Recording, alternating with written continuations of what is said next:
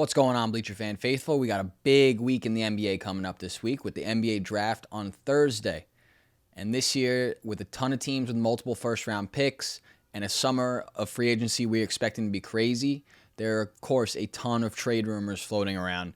Obviously, a few stars are included, from Bradley Beal to Damian Lillard to CJ McCollum to even Ben Simmons. And there's a lot of deals that could be made by the NBA draft or on draft night. Let's start with the Warriors. They have the 7th and 14th pick in the first round. That's 2 lottery picks. A win-now team is not going to make 2 lottery picks. At least everything we've heard is that it would be shocking if they did make those picks.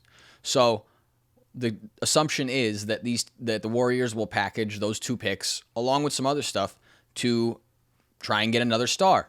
They're in win-now mode. So that star is Bradley Beal. Beal hasn't requested a trade officially yet, but if he does, the Warriors can put together a really good package. And this kind of applies to any of the other stars too. I mean, maybe not Lillard, but surely CJ McCollum. So the Warriors take those 2 first-round picks. They add in James Wiseman.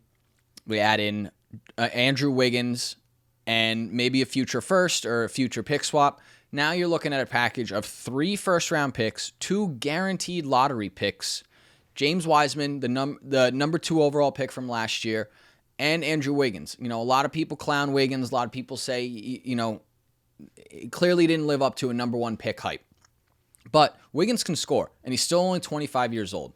So we can't sit here and act like Wiggins is a completely irrelevant piece, because he isn't. And that's a pretty damn good package Washington can get back for a guy like Beal, especially if he asks out. Your value goes down instantly if you ask out. I know a lot of Wizards fans are out here thinking that's not enough, or they want, 4 first-round picks, an all-star, 2 young guys. Listen, a guy asks out, he asks out, the value goes down instantly. Not a lot. Bradley Beal's still Bradley Beal.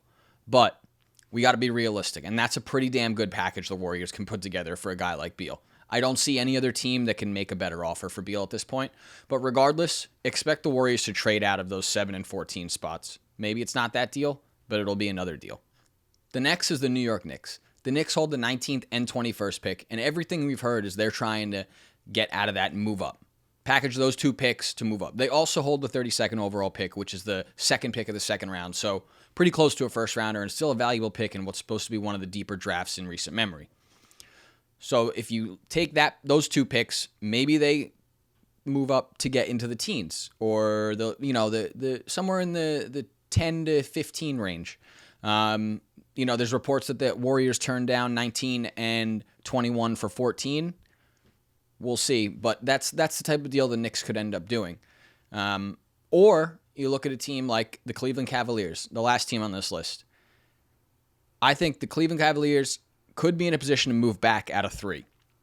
Now, they've been trying to unload Kevin Love's contract for years now, pretty much since the damn ink dried on the paper when he signed it.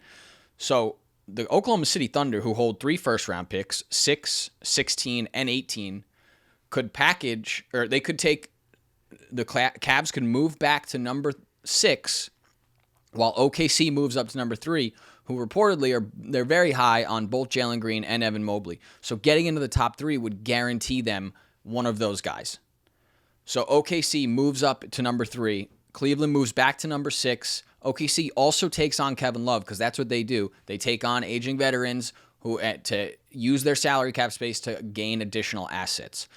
Cleveland also probably has to send an additional first-round pick to do that, or an additional asset in a younger player to make that happen. But it's something that Cleveland would probably do if they can unload Love's contract. In turn, if Cleveland wanted to recoup some assets, that brings the Knicks back in the equation, who have been connected to Colin Sexton, the Cavs guard, who Cleveland clearly doesn't want to give a max contract to, or close to a max contract to, this offseason when they're going to have to. It's time to pay up for Colin Sexton.